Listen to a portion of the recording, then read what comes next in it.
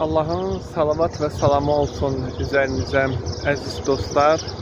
Bugün biz Şamaxı rayonunda Şamaxı İmamzadəsinə gəldik, ziyarət etdik.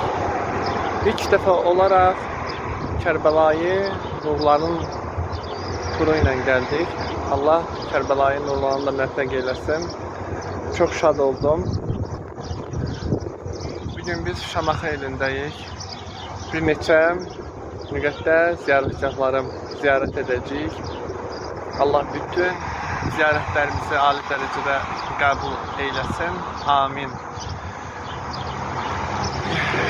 Ziyarətgahda ilk duamız sözsüz ki, baş tacımız, qürur yerimiz, ali qürur yerimiz olan həm 1-ci Qarabağ, həm 2-ci Qarabağ müharibəsində qəhrəmancasına şəhid olmuş vətən övladlarımızı da yad edəcəyik. Amin.